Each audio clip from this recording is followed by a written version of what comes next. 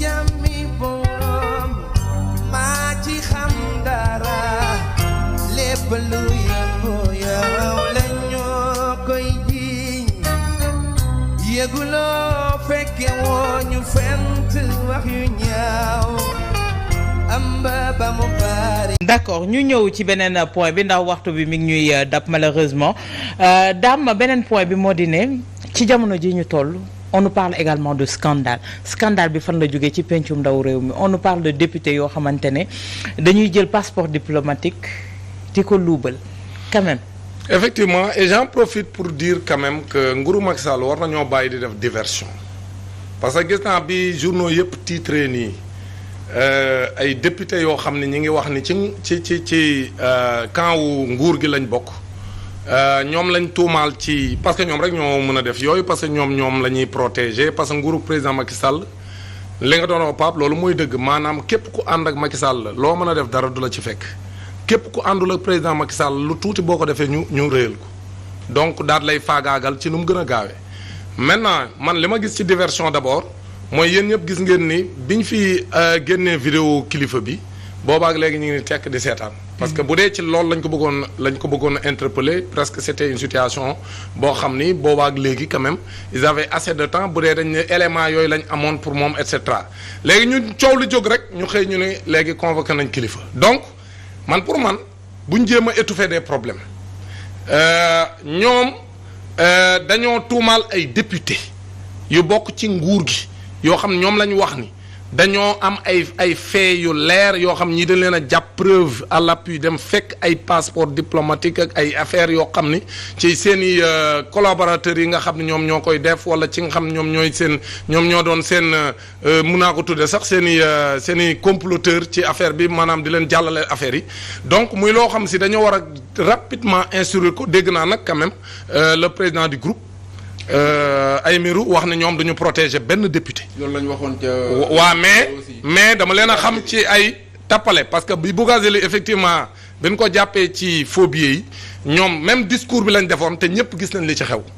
ñëpp gis nañ li ci xew. Boubacar Biaye moom nee na yëgul. waaw déjà ci presse bi la ko. waaw non loolu du moom moo du loolu. te ba pare li ñuy wax déjà amul parce que ay doomam yoruñu ay passeport. waaw non loolu lépp man pour man xam nga lu ma ci intéressé. mooy comme léegi jiñ nañ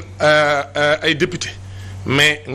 xanaa mënuñu bàyyi noonu mu sedd rek. da nga jàpp ne dañoo bëgg a jàpp kii léegi pour nëbb dañu bëgg a étouffer l'affaire parce que en réalité l'affaire Kilifeu encore une fois man comme je l'ai dit aux gens dañoo dem amplifier un problème qui n'avait rien à voir Kilifeu ne ñoom néewuñu dafa dem di ko defal ñu bari benn xaritam la boo xam dafa ñëw nii nee nañ dañ ko utiliser wuñ ko en tout cas xaritam moo ñëw pour ne ko jàppale ma man ak sama jabar loolu moo am mais amul benn firnde bu ñu teg ci loxo nit ñi ne am nañ ay ñeneen nit ñoo xam ne kilifa da doon def ak ñoom loolu donc ñii nag ñoom dañ leen a tuumaal ne ñoom dañ doon def trafic ci ay passeport diplomatique ci ñu ko xam ne nguur gi ku ci bokk accès yi ngay am ci yenn secteurs yi ñi nga xam ne bokkuñ ci mënuñu ko am nañ waxante dëgg passeport diplomatique man bañ ko waxee ci kilifa laan leen passeport diplomatique kilifa mënu ko lijjanti kilifa peut-être li mu mën mooy visa ci ay ambassades parce que ñoom dañuy am ay relations avec les ambassades ñoom musiciens yi. te musiciens yi bëree ko fii def. mais te Sénégal dama lay wax ñi fi mos a tukki yëpp ci ay visa ñu ëpp ci ñoom ci ay réseau lañ jaar fay. donc même bu doon loolu la kilifa doon def prestation la boom Sénégal ñëpp xam ne am na fi. te man loolu bënalu ma ko parce que ambassades yi ñoom ñoo jafeel tukki. ba kuy tukki da ngay dem fay ay nit ñu dem jàppale la ci ambassade yi moo tax loolu bu ko sénégalais yi bonalee kon ña tukki woon ñëpp daan ñibbisi mais passeport diplomatique fa laay daaneele quand même bu ñu ko tuddee mooy nguur gi la parce que ku ko am ça veut dire que da nga am réseau ci nguur gi kon nag man li ma jàpp mooy lu ñu war a caaxaane parce que c'est l'image du Sénégal qui est en jeu kon war nañoo leeral député yooyu ñan la yoon def liggéeyam parce que mun ñu fee nekk suñu ndawal réew di def yëfu tàppale yii ba nga xam si tey jii kenn xamul ban ampleur la am parce que nangoo guñ ko instruire man jàpp naan il faut ñu dem à l'instruction. d'accord Pape rapidement ci point boobu rek. waaw mais xam nga mbirum passeport diplomatique awa daanaka dañu seetlu que vers la fin du pouvoir socialiste boobu le parti socialiste ñàkk sa sacralité passeport diplomatique ñàkk sa sacralité mais ñi ngi wax tey jii mais kii nga xam ne mooy président de l'Assemblée nationale mais turam moom tudd nañ ko woon fii dans le cadre du FOSIDEC dans un trafic de passeport diplomatique et de services yi nga xam ne moom bi muy nekk ministre des affaires étrangères moom actuel président de l'Assemblée nationale. Il y avait un trafic de passeports diplomatiques et de services bi nga xam ne qui était destiné aux Chinois de Hong Kong pour ñu mun a ñëw établir un peu partout au Sénégal et en Europe mais ci passeport yooyu li taxoon ba coow loolu éclaté c'est parce que kenn ci chinoise yi elle a été retrouvée morte à Paris sur les rives du Seine la PJ française ubbi enquête ñu retrouver son passeport diplomatique remonté jusqu'au Sénégal xool ni que ce passeport a été délivré dans le cadre d'un projet qui s'appelait le FOSIDEC bi nga xam ne président Moustapha Niasse mi nga xam ne moo nekkoon ministère des affaires étrangères moo ko yore woon ba tey jii à part les explications yi mu waxoon ni que waaw passeport yi dañ ko doon joxe moyennant une certaine somme pour permettre chinois yi ñu ñëw investir chinois yooyu ñuy wax y en avait plusieurs dizaines. des passeports diplomatiques sénégalais yoo xamante ne étrangers ñoo koy yore également y en avait plusieurs dizaines ba tey jii fii gisuñu chinois bu fi investir parce que deux Guinéens yi suñu porté wul woon plainte affaire bi du mujj fenn loolu mooy benn donc mbirum passeport diplomatique yàgg na fi gis nañu président Wade bi mu ñëwee passeport diplomatique moo ko doon ubbi moo doon sésamam président Macky Sall bi mu ñëwee li mu njëkk def ne dañuy daal di nangu passeport yëpp xoolaat ñan ñoo co yelloo ba ministre bi fi jógee Amadou Ba damoon na balaa mu fi jógee ne dañuy changer même format wu passeport diplomatique utiwaat yeneen passeport diplomatique talon yee consort mais mujjuwul fenn parce que bu ñu andi woon les passeports les plus sécurisés dañ koy jëlaat business ko te lii daam wax effectivement c'est vrai passeport diplomatique nekk ci nguur gi rek moo mun a tax nga am ko sinon wala nga génn léegi kaaw kilifa pour dëggal li daam wax rapidement kilifa c'est extrêmement bizarre parce que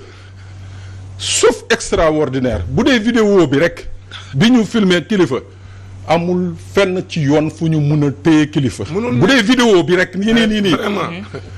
amul plainte